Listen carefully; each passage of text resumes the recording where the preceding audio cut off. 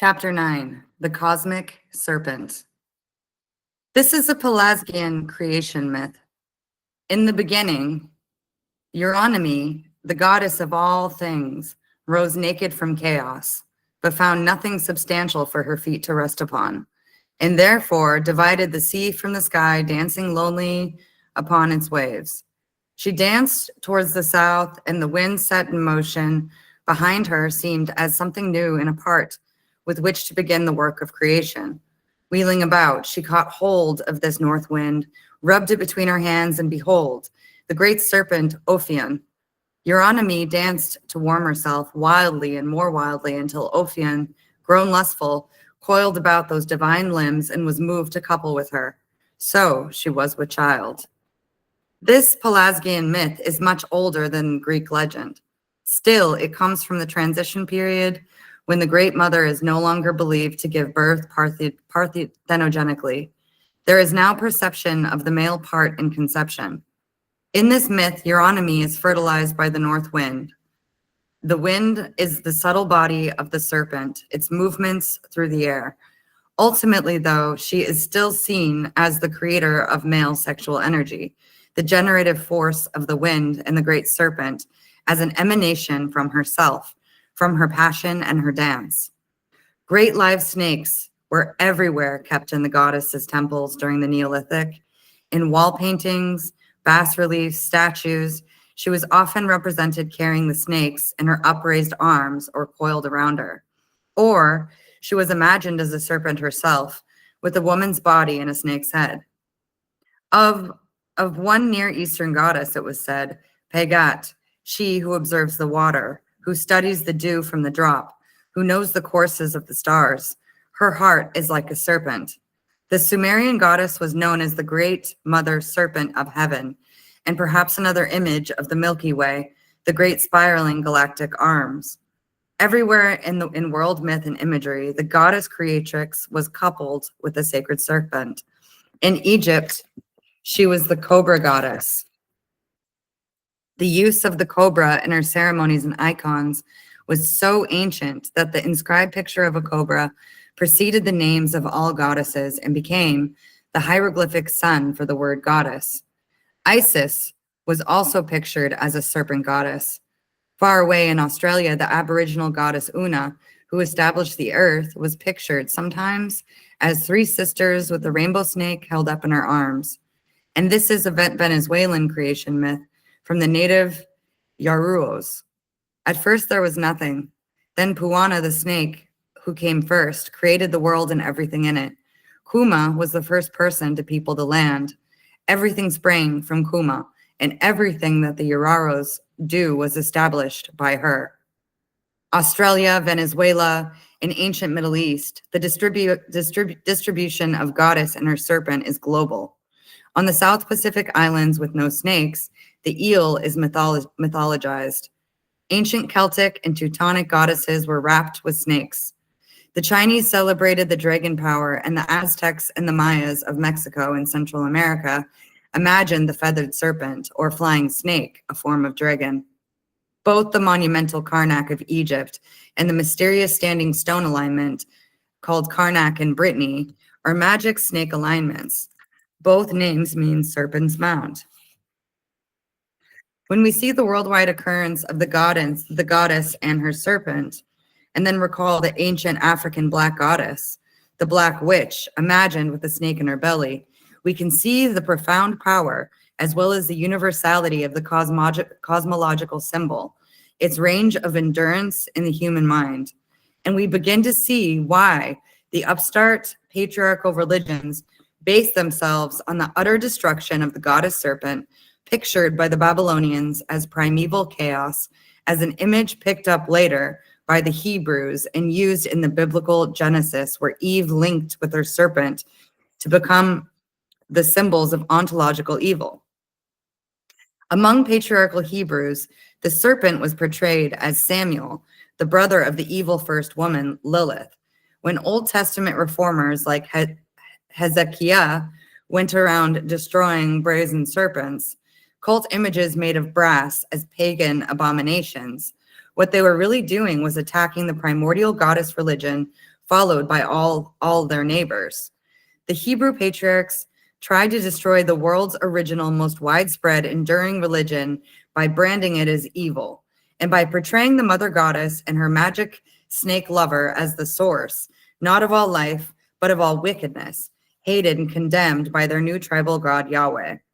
To the degree that they were historically successful in this attempt, Western biblicized people have lost their original concept and memory of what the goddess and her serpent really meant to all people and all the time. The snake was first of all a symbol of eternal life, like the moon, since each time it shed its skin, it seemed reborn. It represented cosmic continuity within natural change, spiritual continuity within the changes of material life. Gliding as it does in and out of holes and caverns in the earth, the serpent also symbolized the underground abode of the dead who wait for rebirth. Its undulations symbolized by the serpentine earth currents of the underground waters. The serpent path on earth was the terrestrial energy flow. The serpent path in the sky was the winding spray of stars in the galactic spiral arm or Milky Way. The connection between snakes and birds is evolutionary. The bird species evolved directly out of the reptile species, the shining scales becoming feathers. Some snakes are born alive, but reptiles generally, and many snakes, lay eggs, as birds do, and the egg belongs to the goddess. The formation of the world and of life itself took its beginnings from a double egg, the chromosome and its polar body, in the midst of which a germ resided, the life embryo. Some of the most ancient Paleolithic engraved and sculpted goddess images show her as a divine water bird with a long, snaky, phallic neck bearing the cosmic double egg in her protruding buttocks, so expressing the upper Stone Age, a non-physical reality through the material symbols of becoming. The mystery of earthly life has its origins in waters, in oceans, deep lakes, shallow pools, cave grottos, streams, and rivers, in the sea-like pulse and the taste of blood. Before a child is born, water flows out of the ruptured womb ocean within the mother. The very ancient bird-clawed and horned goddess was born in the womb of the mythical waters. The cosmic egg was created by the cosmic horned lunar snake and laid by a mythic water bird, both bird and snake vehicles of an energy which its source both evolutionary and magical in terrestrial water. She is one, she is two, mistress of waters and of sky and air. In Egypt, in Babylon, in Crete, India, and ancient Europe, it was the beloved that her abode is beyond the upper waters, beyond the meandrous labyrinths. She was the ruler over the waters on earth, in the skies, beyond the clouds, where the primordial waters flow.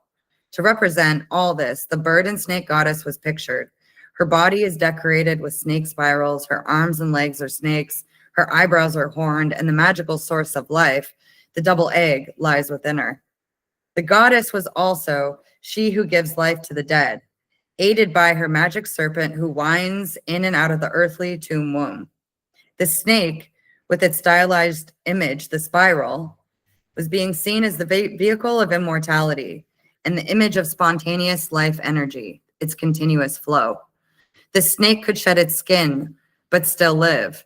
As the moon birthed herself from her own darkness and the womb bled periodically without being wounded, the serpent was attributed power that can move the entire cosmos, and does. The cosmic snake winds over and around the cosmic egg like a continuous flow of water, of energy. The beginning of life within the egg is caused by the orbiting of two snakes within it, their interaction causing and sustaining tension fields, which becomes form.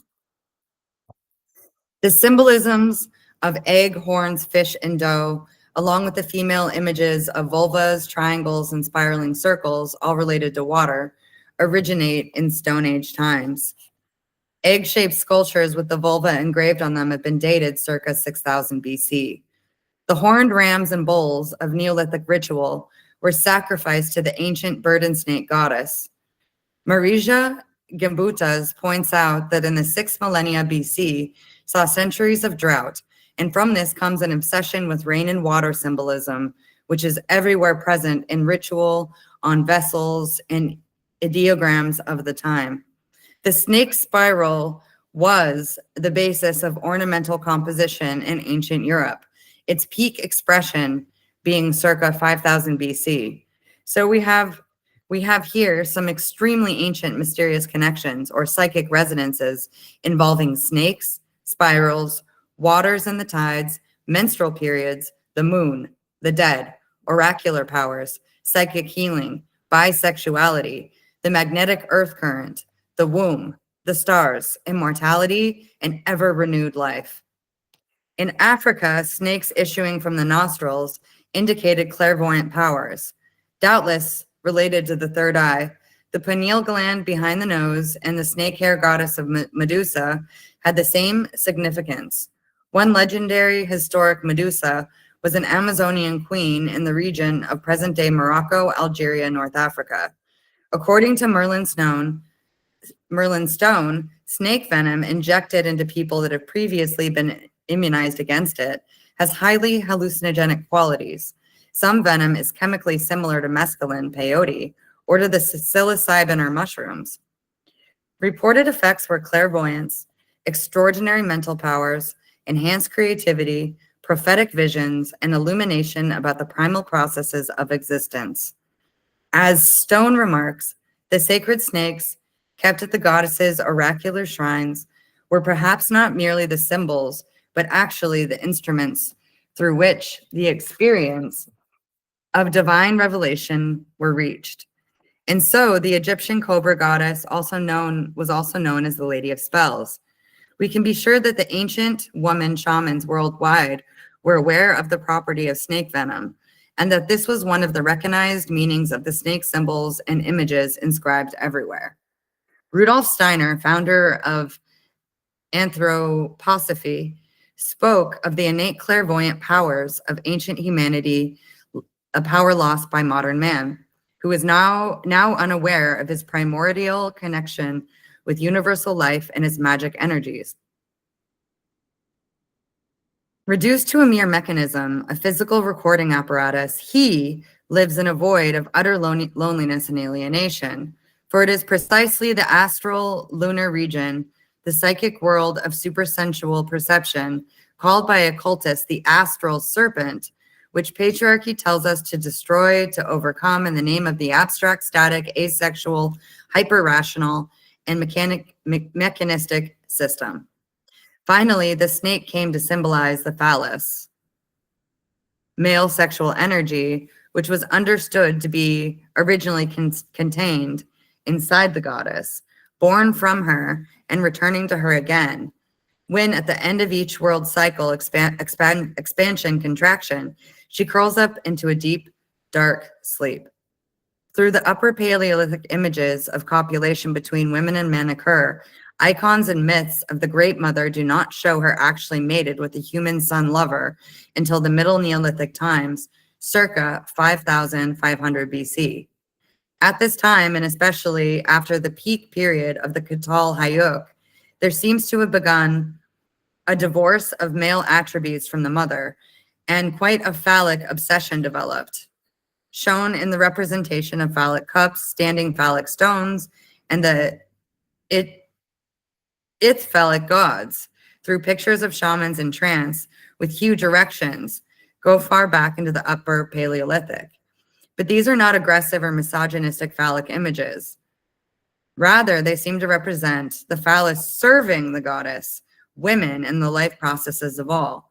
This is really shown in the tradition of goddess phallus stones, with the goddess figure carved on the phallic-shaped bones or rocks. This phallic form of the goddess is found continuously from the Paleolithic through the Neolithic and into the pro-urban period in Mesopotamia. Marija Gimbutas sees these goddess phallus icons deriving from the Old Stone Age as suggesting the androgynous nature of the Great Mother. This is so. They also suggest the potential unity of the sexes in mutual love service before their disastrous splitting apart by patriarchal misogyny and puritanical sex codes. At any rate, from the period of patriarchal cosmological texts, circa 4000 to 3000 BC, the serpent comes down to us as a narrowed and pejorative symbol of male sexuality or immoral sex and of evil. The Egyptians believed that from the union of chaos and the wind of the life breath of the all goddess dancing with her own breath came forth Mat, and in the form of an egg. Mat was the Egyptian word for both mother and matter and was the primordial mud of the Nile, which life grew. It also meant truth and justice and was often symbolized both as a feather and a vulture. The feather weighed in the balance of the scales against the soul in death, and the vulture mother who swoops down to pick the dead bones, to pick the dead bones clean for rebirth. Let me read that again. It also meant truth and justice and was often symbolized both as a feather and a vulture.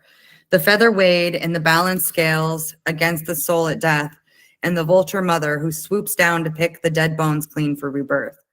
Mat is the ultimate truth contained within herself, the potential existence and non-existence of all things, all polarities. She was also pure nothingness. She was also pure nothingness, having no identified characteristics, but the eternal potency and potential of everything. Another symbol for the same complex ideas is the Ouroboros, the serpent curled with its tail in its mouth, forming the perfect circle or female O or zero, the cycle of all and of nothing. The continuous eternal wisdom cycle of all coming from nothing, returning to nothing again. The hallucinated dream cycle of sleep, waking, and sleep. And who can say which is the dream and which is not?